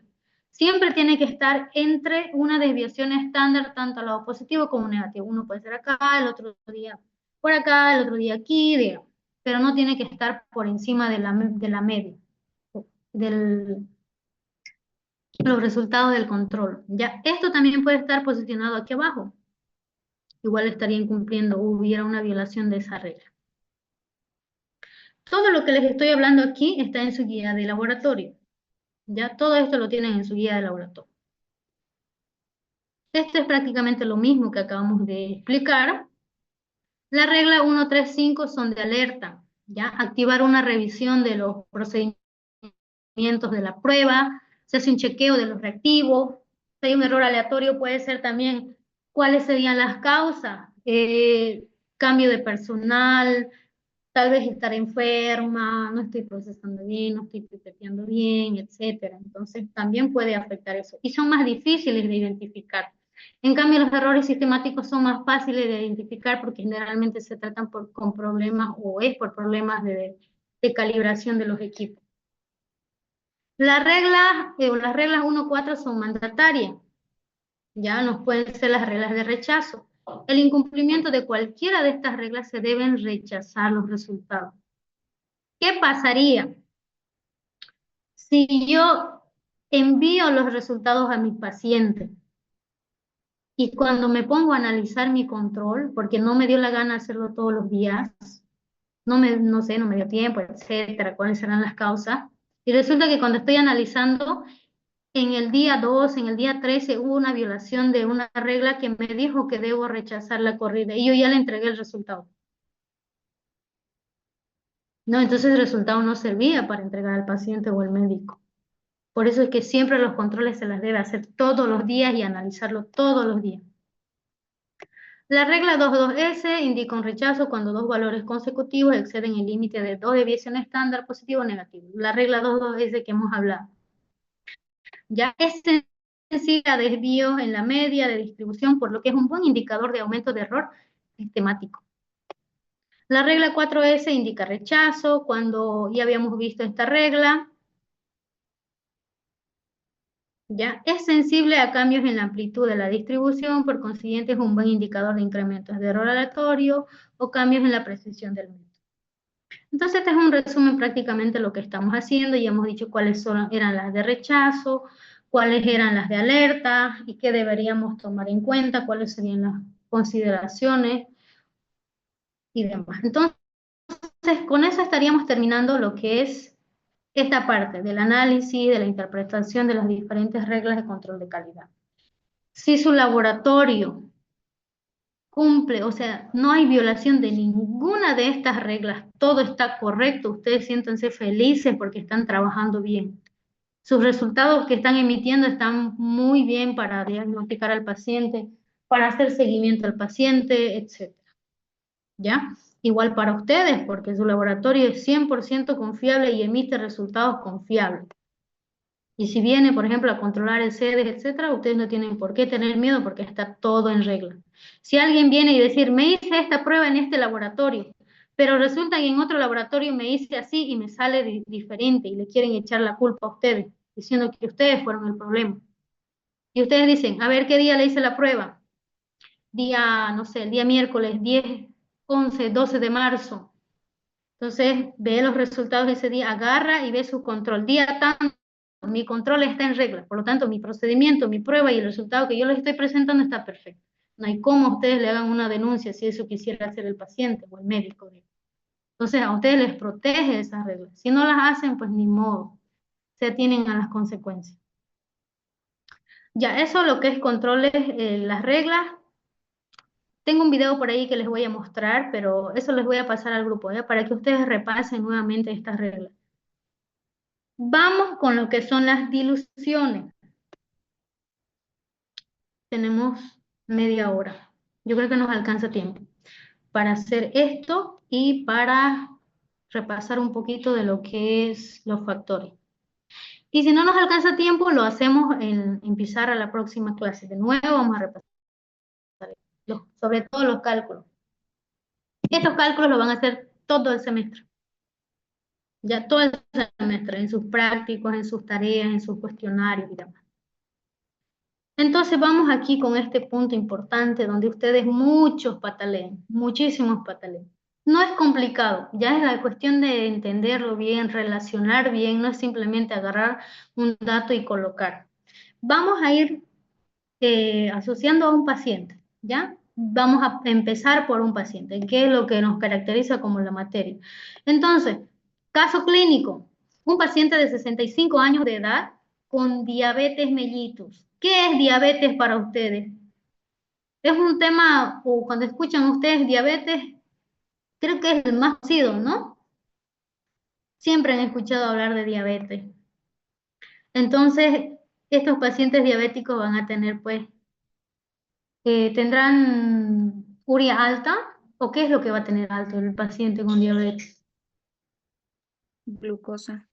La glucosa en sangre. La glucosa en sangre va a estar alta, ¿ya? Se le realiza, obviamente este paciente tal vez tenga otras patologías más que se las hace otras pruebas más, pero aquí solamente nos importa la glucosa, ¿ya? Para hacer este cálculo. Se realiza un control de glicemia, o sea, glucosa en ayuno, o glucosa basal también le decimos.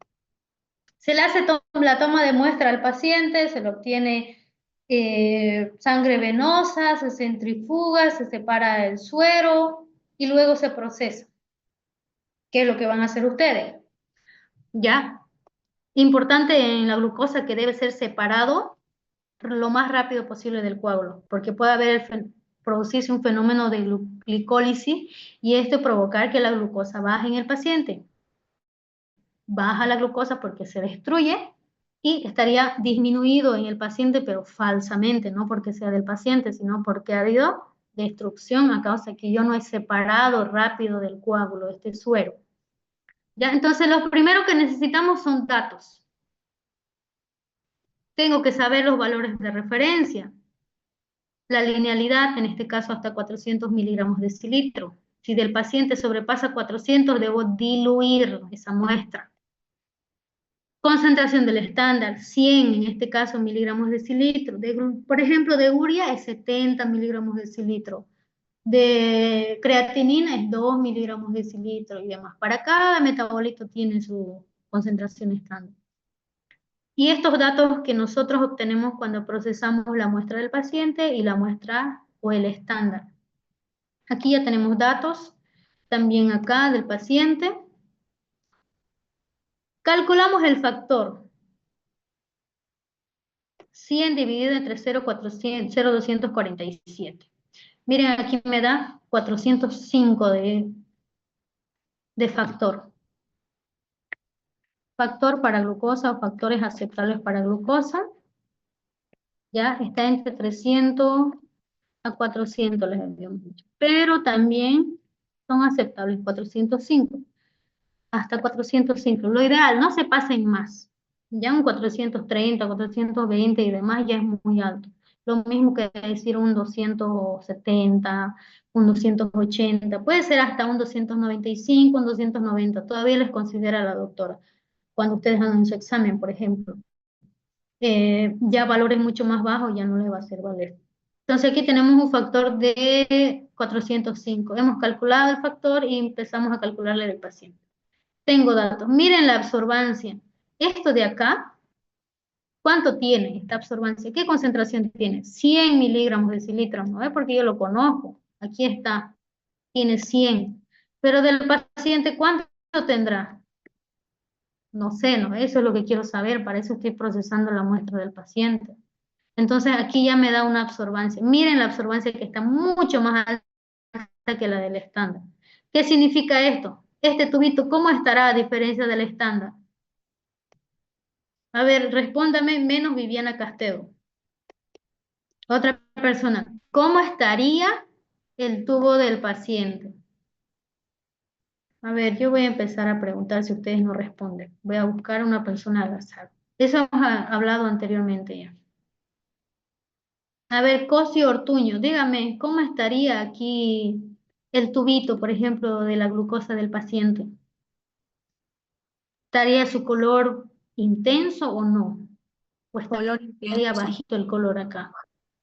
Color intenso por Intenso estaría el color, ¿no? la diferencia. Porque hay mayor concentración de glucosa acá. Mayor color y también mayor absorbancia. Por eso esta absorbancia altísima, miren acá. Si yo colocaría un 0,246, digamos aquí, seguramente me va a salir 99 miligramos de decilitro del paciente, porque están igualingos casi la absorbancia, pero aquí está altísimo. Entonces por eso la absorbancia está alta y seguramente la glucosa está alta. Mi factor está bien, perfecto, estoy procesando bien. Calculo glucosa 0,298 por el factor que he colocado aquí. A veces es mejor hacerlo en pizarra. A mí los cálculos me gusta hacerlos en la pizarra, no explicarlos así en diapositivas porque se entiende mejor cuando lo hacemos en pizarra. Pero estos cálculos los vamos a volver a hacer también en laboratorio, de todas las pruebas durante todo el semestre. Entonces, aquí tenemos 404 de glucosa, 404 miligramos de decilitro. Si ustedes se olvidan de esto, no vale su cuestionario, no vale ese resultado, porque ustedes no pueden emitir un resultado sin su unidad, ¿no? Entonces, ¿qué son? Manzanitas, peras, ¿qué son? Entonces, nunca se olviden de las unidades, porque esto influye mucho. Cuando ustedes presenten o den un resultado al paciente, tienen que indicar en qué unidades está. En miligramos de cilitro, también hay en milimoles, litros, miliequivalentes, entonces necesito especificar. Ya el sistema internacional es en milimoles, por ejemplo, también para glucosa. Entonces eso ya afectaría el resultado si nosotros no sabemos expresar bien lo que es, en qué unidades está. ¿Qué pasó acá? ¿Sobrepasó la linealidad o no? Analizo si sobrepasó o no la linealidad. Díganme a ver, ¿sobrepasó o no? Sí, sobrepasó. Sobrepasó de De 400, ¿no? 400. A ver, es permitido hasta 400. Entonces, espérenme, voy a buscar otra persona. A ver, que no está con cámara ahí, Javier Guzmán. Dígame, ¿por qué le debo hacer dilución a esta muestra, a este suero del paciente? Si no me responde, considérese que no está asistiendo a la clase. Porque está incluso con el micrófono encendido, pero no está atendiendo, ¿o qué? Javier Guzmán Valdivia.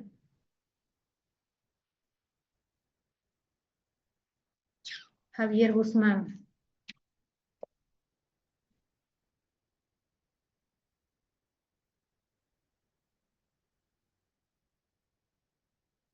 A ver, ¿quién está por ahí? Otra persona. Eh, Cortés, Pablo Cortés, la misma pregunta para usted. ¿La repite, por favor? Estaba charlando con el amigo, ¿no? Por eso no escuché la pregunta. No. Ya. ¿Qué pregunta hice? Aquí, por ejemplo, ¿sobrepasó o no sobrepasó la linealidad Sí, con este sobrepasó. resultado del paciente? ¿Cómo me doy cuenta de eso? Por el dato de linealidad en los datos. Por este dato, ¿no ve? Solamente me dice que la linealidad es hasta 400. Y aquí tengo 404. ¿Viste? Sobrepasó. ¿Qué tengo que hacer acá, Pablo? Tiene que hacer diluciones para que los rangos de los datos no sobrepase la capacidad del equipo. ¿Ya? ¿Qué, en este caso voy a hacer dilución a qué? ¿Al suero? ¿A qué voy a hacer dilución? Sí, al suero. A la muestra, ¿no ve? Al suero del A paciente. la muestra. Que diluir el suero del paciente. ¿Cómo voy a diluir? Con solución fisiológica o solfi, lo conocemos nosotros como solfi. Entonces, les había dicho que mientras más cerca esté el resultado del paciente a la linealidad, yo le puedo hacer una dilución 1 en 2. En este caso, ¿cuál correspondería? ¿1 en 2, 1 en 3 o 1 en 4? 1 en 2. 1 en 2, ¿por qué? Porque se ha pasado con poco, no se ha pasado con mucho el dato. No varía mucho. Exacto, porque está cerca de 400. Si este resultado sería, por ejemplo, ya pongámosle 500 acá, 500 miligramos de cilitro, aquí le tendríamos que hacer una dilución ya de 1 en 3, 1 en 4, 1 en 5, es decir, colocarle más solfis o solución fisiológica, ¿ya? Pero esto, como está cerca de 400, entonces le hago una dilución 1 en 2, que lo estamos haciendo justamente acá. ¿Cómo se realiza la dilución? Aquí yo les he colocado paso por paso para que lo puedan interpretar bien y lo puedan entender bien. Entonces, primer paso, ¿qué es lo que hemos hecho? Verificar nuestro resultado, ¿no? Es lo que acabamos de hacer. Entonces, a mayor resultado, usar un factor de dilución menor. O sea, diluimos más, colocamos más solución fisiológica, por eso disminuimos más la concentración de ese soluto, que sería la glucosa, ¿no? Por ejemplo, y en el segundo paso se realiza el cálculo, dependiendo qué cantidades voy a ocupar. Se realiza este cálculo para saber cuánto de suero y solución fisiológica voy a ocupar. Ya en este caso vamos a usar solución final de 50 microlitros. Si voy a hacer una dilución 1 en 2, por ejemplo, en sus exámenes no hay necesidad que ustedes hagan este paso. Si yo voy a diluir, hacer una dilución 1 en 2, ¿qué significa? Que voy a colocar por partes iguales solución fisiológica y muestra. Para procesar glucosa yo necesito una muestra de 10 microlitros. Entonces sencillamente puedo colocar 20 microlitros de muestra, 20 microlitros de solución fisiológica, mezclo bien y ya tengo 40. ¿No ve? Es mejor que me sobre a que me falte. Entonces de los 40 vuelvo nuevamente a procesar la glucosa y obtengo otra vez los resultados del paciente. Ya el factor sigue siendo lo mismo. No tengo por qué estar de nuevo haciendo un factor o procesando un estándar. No tendría sentido. Entonces, ¿qué es lo que hacemos acá? Una regla de 3 simple, de química general. Aquí aplicamos química general. Entonces, un microlitro de soluto está en 2 microlitros de solución. Pero necesito, por ejemplo, para 50 microlitros de solución, ¿cuánto de soluto voy a ocupar? Que sería el suero. Hacemos una regla de 3 simple y me dice 25 de suero. Ahora ya tengo el soluto, necesito calcular qué cantidad de solvente, es decir, solución fisiológica. Simplemente hago una resta, ¿no ves? 50, que es la solución, menos el soluto. 25 y resulta que debo colocar 25 también, porque es una dilución 1 en 2, estoy colocando partes iguales. Por eso me va a salir soluto y solvente la misma cantidad. Esto vamos a hacerlo más gráfico cuando estemos en clase nuevamente, para que ustedes me entiendan cómo tenemos que hacer las diluciones 1 en 2, 1 en 3, etc. Entonces aquí tenemos un ejemplo, por ejemplo, aquí la glucosa, que hemos hecho 25 de solfis y 25 de muestra, lo que acabamos de calcular. Realizar el procedimiento para la determinación de glucosa, donde vamos a obtener una nueva absorbancia. Yo he hecho dilución acá en la muestra junto con el solfis. Les estoy viendo por si acaso, ahí están charlando, chicos. Si no quieren atender, no se les obliga a estar en la clase. Ya yo estoy viendo todo acá, estoy hablando y también estoy viendo. Entonces aquí, 25 microlitros de solfi y 25 microlitros de muestra. Esto es una dilución 1 en 2. Entonces se mezcla de aquí, de este tubito que he mezclado, saco 10 microlitros. Coloco a un tubito con reactivo de glucosa, mezclo, llevo a baño María 5 minutos, pasa los 5 minutos, obviamente con la muestra diluida que estamos haciendo, nuevamente recalcar eso. Vamos al espectrofotómetro y leemos y obtenemos nueva absorbancia del paciente. Y miren acá, la absorbancia disminuyó respecto a la primera, por ejemplo. ¿Por qué disminuyó? Porque la concentración de glucosa disminuye, ¿no? Al hacerlo la dilución disminuye la concentración. Entonces, por eso la absorbancia tiene que ser menor. Ya eso hay que tener muy en cuenta y analizar muy bien qué dato vamos a colocar acá cuando estemos calculando, obviamente.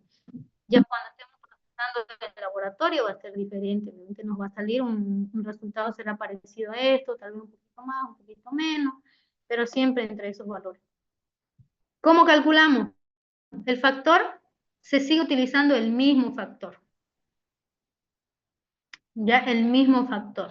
Entonces, volvemos a calcular glucosa, ya no hacemos nuevamente el procedimiento del factor y calculamos 0,750 que nos ha salido, acá nos salió después de diluir, por 405 sería acá, ¿no? No 20, porque hemos hecho ya acá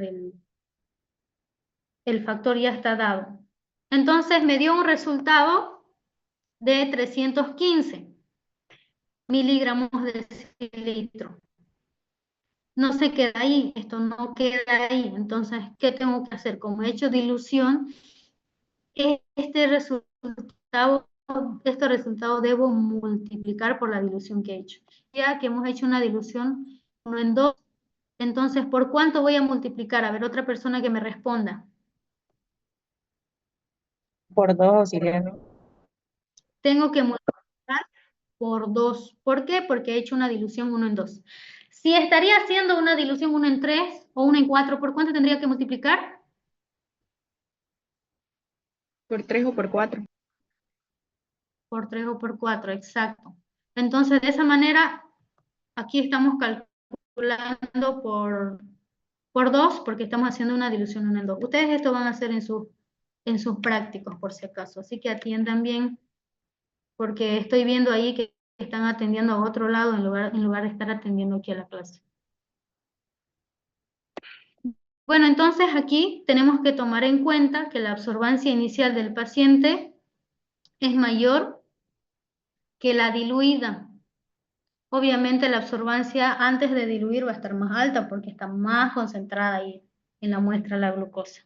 Y obviamente el color va a ser mucho más intenso, ¿no? La primera va a estar más colorida, la segunda no tanto respecto a la primera porque la concentración está más baja. ¿Ya? Verificar el resultado de esto va a depender la dilución que se le deba hacer, que es lo que hemos hecho el análisis anteriormente, 1 en 2, 1 en 3, 1 en 4, la dilución.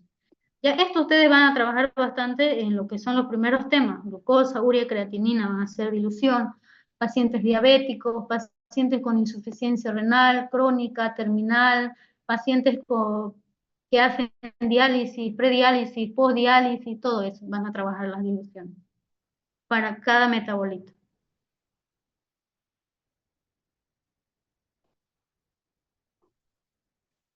¿Tienen alguna duda hasta ahí, chicos?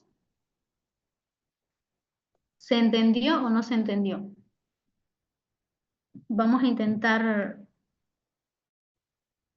hacer un cálculo, pero ¿cuánto tiempo nos queda? ¿Hasta qué hora es nuestra clase? Hasta las 45. No, hasta las 5:30, ¿no? Sí, hasta las 5:30. 5:30. Intentar abrir un Word si me da tiempo. Y si no nos da tiempo, es para hacer un repaso de lo que acabamos de hacer, sobre todo lo que es los factores.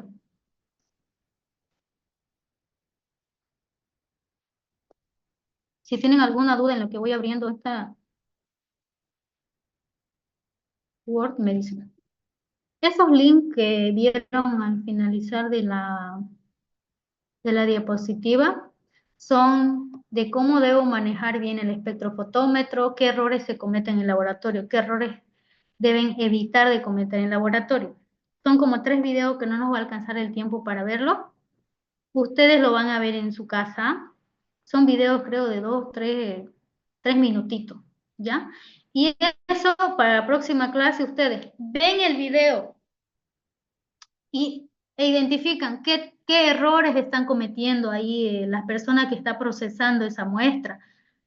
Hay algunos que, por ejemplo, no están utilizando el barbijo, tal vez están con el pelo suelto, con las uñas así de largas,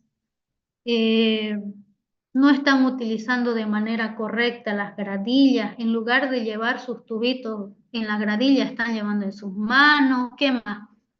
Destapan el reactivo y luego, ¿qué hacen? No colocan la tapita, debe estar boca arriba, no boca abajo porque se contamina, entonces se contamina el reactivo.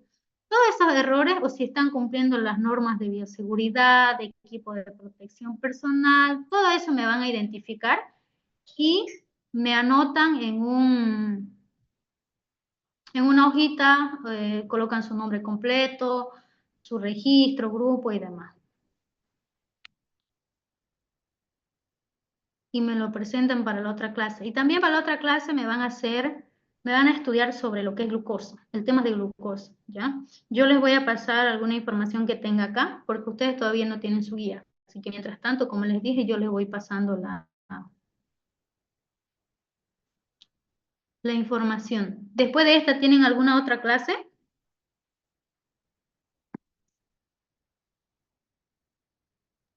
Yo no. Pero vamos a respetar su horario, así que no nos vamos a pasar. Esperen. Ya, eso chicos. Para la próxima clase entonces vamos a hacer otra vez lo que es los cálculos de los factores, porque es muy importante que sepan eso chicos, porque a veces no calculan bien los factores y solamente ese es el problema a veces cuando dan sus exámenes, por el problema de factores. Eso es lo que les arruina a veces en sus exámenes. Entonces vamos a practicar nuevamente eso. En el transcurso de la semana yo les voy a pasar la práctica que vamos a hacer, que sería de glucosa. La otra semana solamente vamos a hacer glucosa. Ya esta práctica es corta, no es larga, entonces no le va a llevar mucho tiempo. Obviamente se van a distribuir por mesones y me van a salir adelante a hacer cálculos. Ustedes me van a hacer cálculos. Yo los voy a revisar, vamos a analizar si está bien o está mal. Si está mal, vamos a ver por qué lo hicieron mal, que obviamente están obligados a hacerlo bien. Grupo que tenga buen resultado